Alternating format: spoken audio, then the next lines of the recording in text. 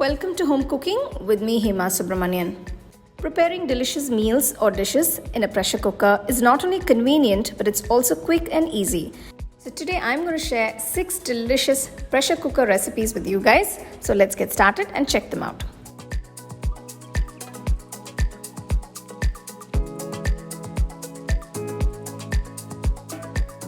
For the Jowar Khichdi, I've taken about half cup of Jowar. First I'm going to roast this. Jowar is low in calories but high in fiber and protein. Now this is the reason any food made with Jowar is quite filling and reduces the cravings for junk food, and hence it is a good choice for Weight Watchers. Roast the Jowar for about 5 minutes on medium flame. So you can see it's turned to a lovely golden color. Turn off the stove. Cool the Jowar and grind it to a nice coarse powder.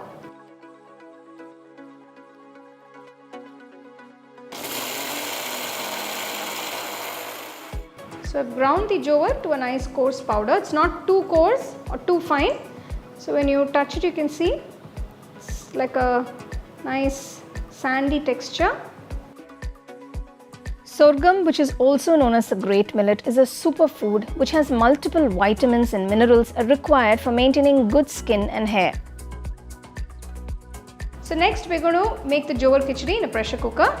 To the pressure cooker, add about 2 tablespoons of ghee. Next add the whole spices, cinnamon, clove, bay leaf and 1 teaspoon of cumin seeds. I'm just adding a few bits of cashew nuts. This is entirely optional. Add 1 large piece of ginger finely chopped, 3 green chilies chopped,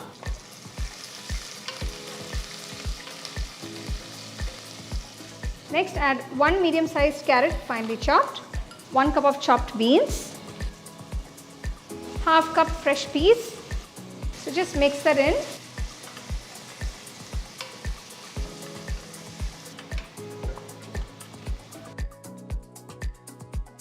After sauteing for about 2 minutes, add 2 medium-sized tomatoes chopped. Just mix that in. So this is a very delicious and very easy to make khichdi, and it's extremely healthy. So a wonderful meal by itself. So I've added carrot, beans and peas. You can add other vegetables of your choice. Next I'm adding half cup of Moong Dal that's been washed. Just mix that along with the vegetables. So I am using ghee because the flavor is better with ghee, but if you want to use a little bit of oil instead of ghee, you can do that as well. Now I am going to season it. Add about half teaspoon of turmeric powder, 1 teaspoon salt, 1 teaspoon Garam Masala powder. Just quickly mix it all in. Keep the flame on low. Finally add the powdered Jowar. Mix it all in nicely. Keep the flame on low, you don't want this to stick to the bottom. So if you do find the Jowar rava in the market, you can use that as well. If you can't find that, this is a great way to make this. So I've added 4 cups of water, it's a 250 ml cup. So I've poured about a liter of water now. Bring this to a boil. Just mix it at intervals.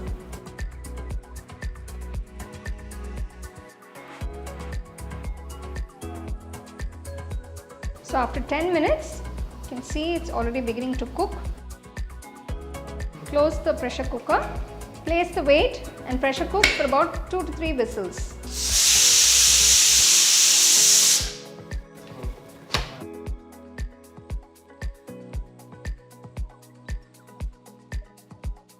So you can see the khichdi is done. It's cooked beautifully.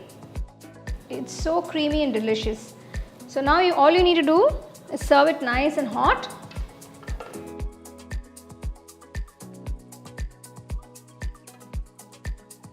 Finally, I've added some roasted cashew nuts just for display, and this is entirely optional.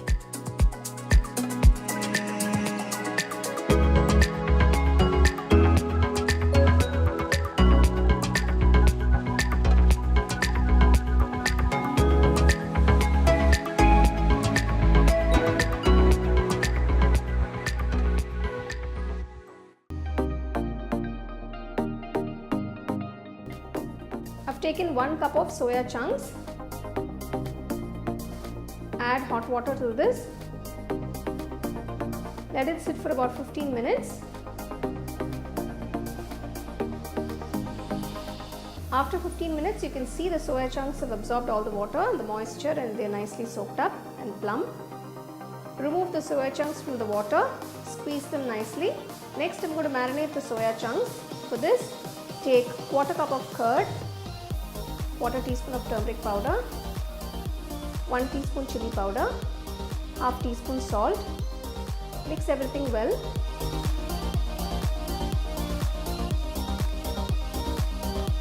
And let it sit for about 20 minutes. Next, I'm going to soak the rice. I've taken 1 cup, that is a 250 ml cup of rice.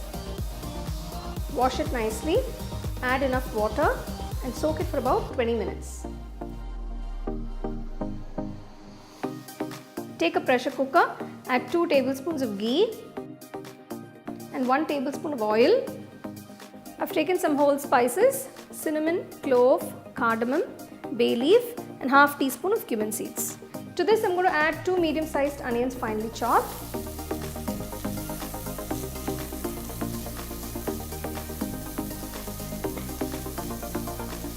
Add 2 chopped green chillies.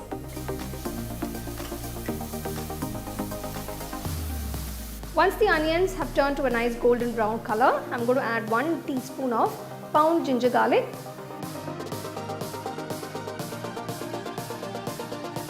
Next, I'm going to add 2 medium-sized tomatoes finely chopped.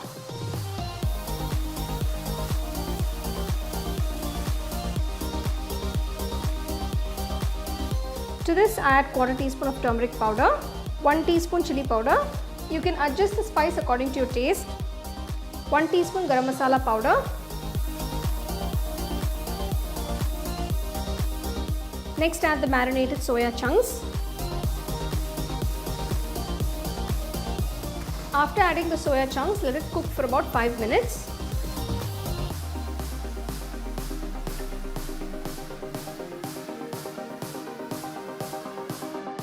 Add some chopped mint leaves.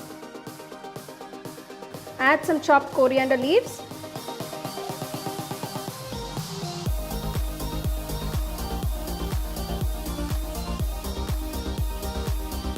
Season it with a little salt.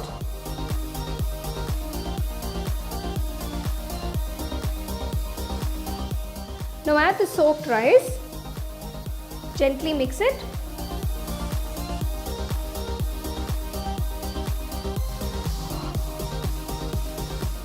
To this, I'm going to add 1.5 cups of water.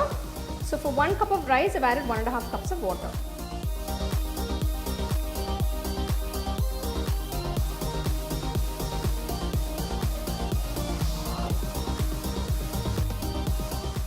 Place the weight after the steam comes. I've cooked the rice on medium flame for about 2 whistles. Rest the rice till all the pressure is reduced. Let it sit for about 10 minutes before opening the pressure cooker.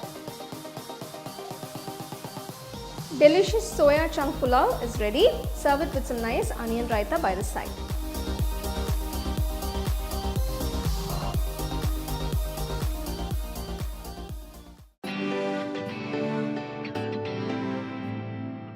I've taken 1 cup of long grain basmati rice. So the 1 cup measurement is a 250 ml cup. Wash it a few times and soak it in water for about 15 minutes.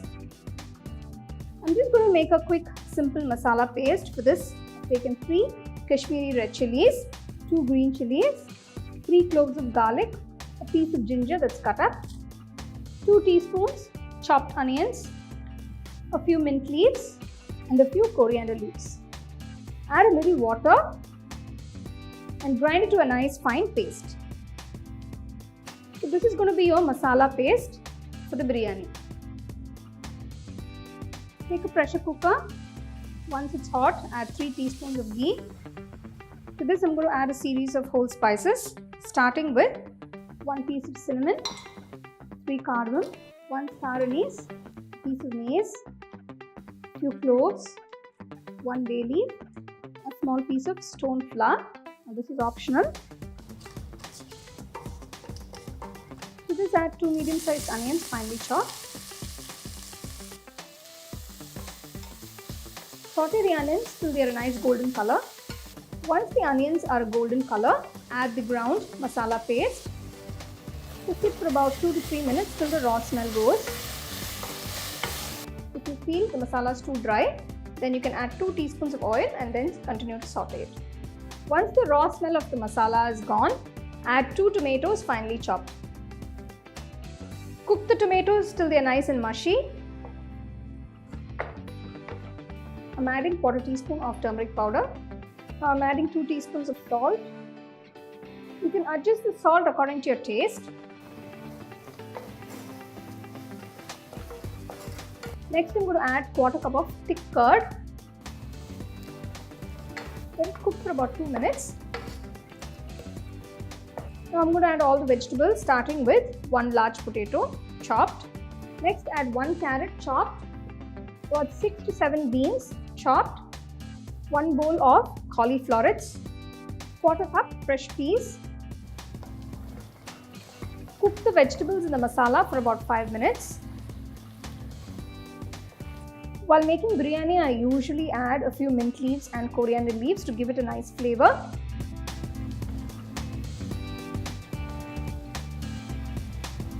Now I'm going to add the basmati rice. This has been soaking for 15 minutes. Remove the water and add the rice. Don't mix the rice too much, gently mix it because you don't want to break the rice. Finally add 2 cups of water.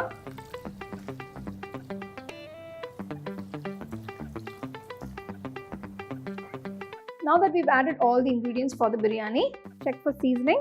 So I'm going to add a little salt.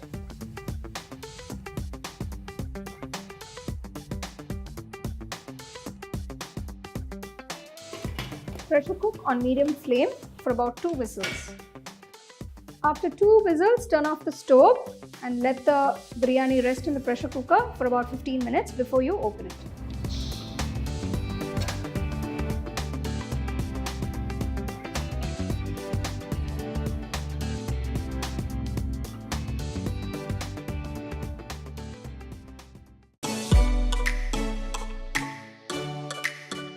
For the tomato rice, first I'm going to soak 1 cup of whole grain basmati rice.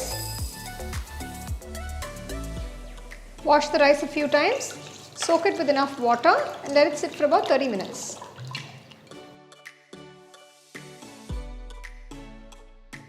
To the pressure cooker, take 1 tablespoon of ghee, add about 1 tablespoon of oil.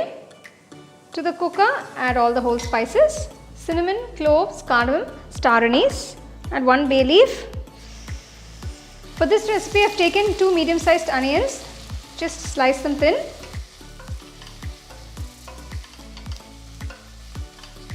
Once the onions are transparent, add 2 large green chillies, cut into pieces. Next, add 1 teaspoon of ginger garlic paste.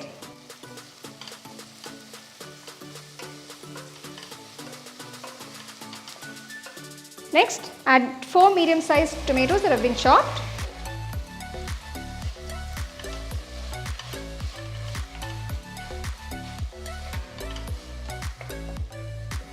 Next, add 1/4 teaspoon of turmeric powder, 1 teaspoon salt and 3 teaspoons red chilli powder. You can adjust the spice according to your taste. Next, add 1 teaspoon of Garam Masala powder. Just mix it all in.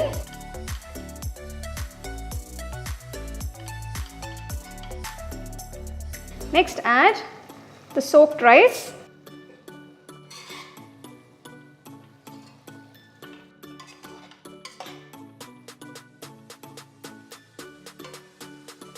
Just add a handful of coriander leaves. So after adding the coriander leaves, add 1.5 cups of water. So just gently mix it.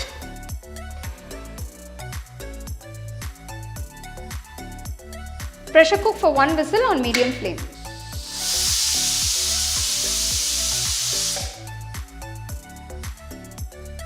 Wow, the tomato rice is cooked beautifully.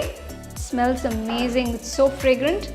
So here is a 10-minute tomato rice that you can quickly make if you're having your friends over, if you want to make something for yourself, a quick meal. You can see it's perfect. This is a wonderful recipe, super easy to make and extremely tasty.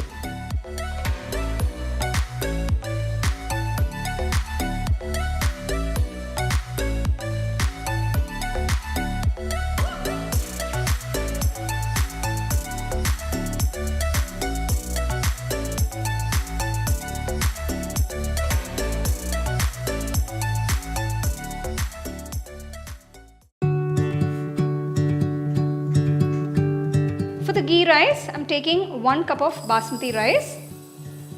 This is a 250 ml cup. Wash it nicely and soak it for about 30 minutes.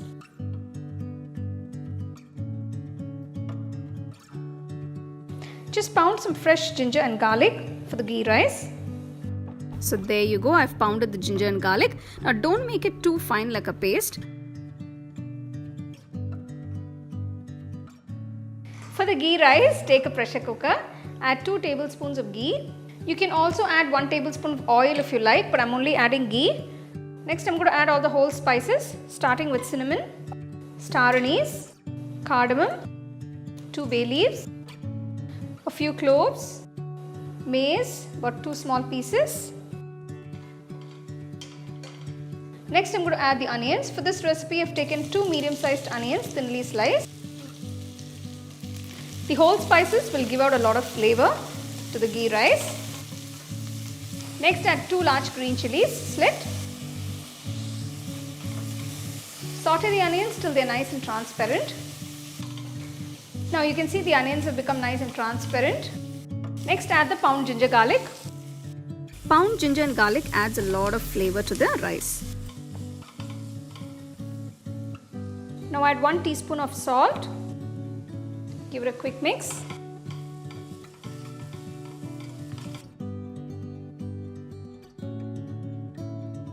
For 1 cup of basmati rice, I've taken 1 3/4 cup of water. If you do want to add coconut milk, if some of you like that taste, you can also add coconut milk. Make sure you dilute it and add it. And add the soaked rice. Now if you'd like a little more spicy, you can add an extra green chilli. This is a very lovely, very mild flavored ghee rice. So you don't want to make it too spicy. So before closing the pressure cooker, I'm going to add another half tablespoon of ghee. So once the water comes to a boil, close the pressure cooker. Keep the flame on medium. Once the steam comes, place the weight and pressure cook for about 1 whistle. Now turn off the stove. Let it rest for a few minutes till all the pressure is released. Meanwhile, I'm going to roast a few cashew nuts and raisins for garnishing the ghee rice. If you like, you can also fry some onion slices for garnish.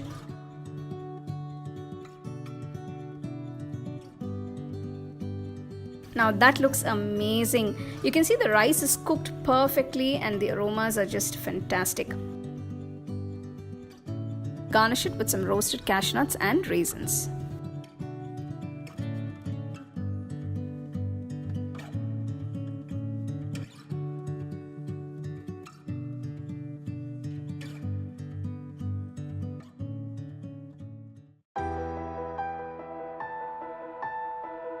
For the cake, I'm going to mix the batter first. For the chocolate cake, first I'm going to mix the dry ingredients. For this I've taken 1.5 cups of maida or all-purpose flour. To this I'm going to add 1 cup of sugar. Next add 1/4 cup of cocoa powder, 2 teaspoons baking powder, 1.5 teaspoons baking soda. Mix everything together.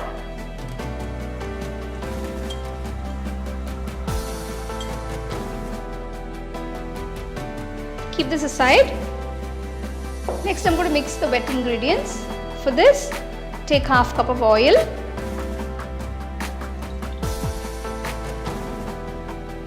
1 cup of milk,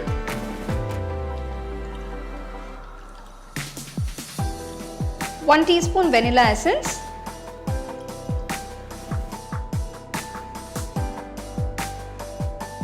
now pour all the wet ingredients into the dry ingredients.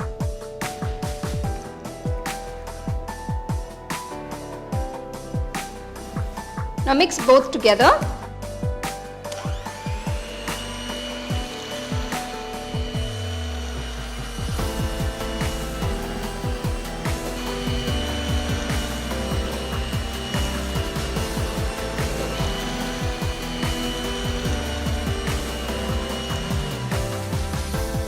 Beat the flour and the wet ingredients together so you can see the batter has come together beautifully.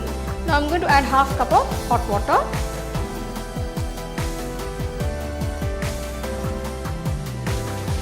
Beat it again.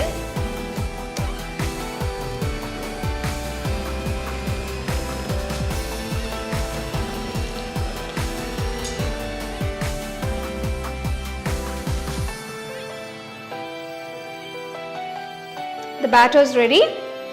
So I've taken a stainless steel tin to bake the cake. First I'm going to grease it. You can either use oil or butter. Make sure you grease the tin properly on all sides. Add a little flour and dust the tin so it coats all the sides nicely. Instead of using butter paper, this is a good technique to follow because once the tin cools, it's easier when you remove the cake from the tin.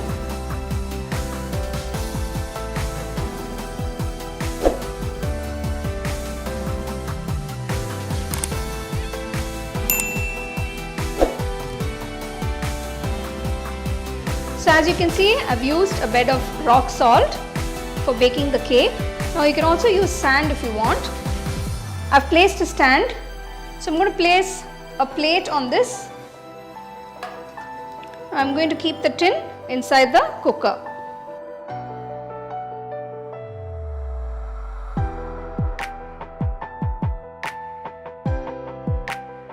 Bake the cake for 1.5 hours on low flame.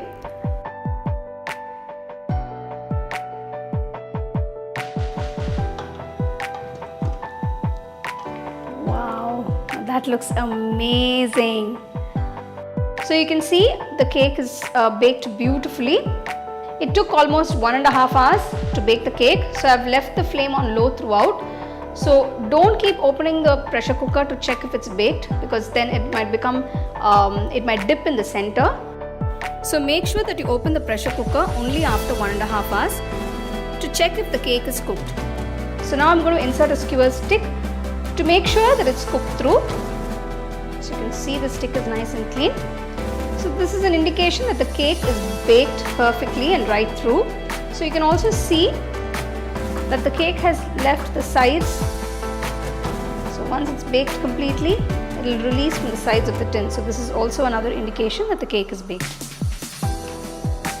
Before you remove the cake from the tin, make sure it comes to room temperature. So make sure you cool it completely.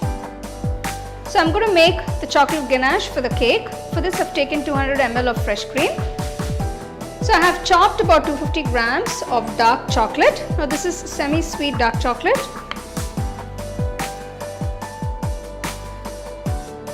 Keep the flame on low while melting the chocolate. You don't want to burn the chocolate. So you can see it's gradually melting.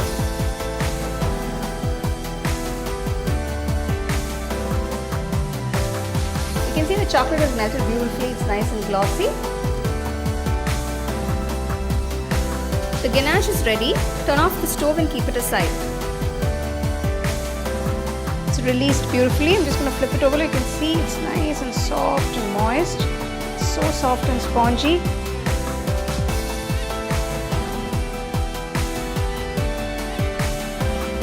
Pour the ganache over the cake. Make sure to cover the cake completely.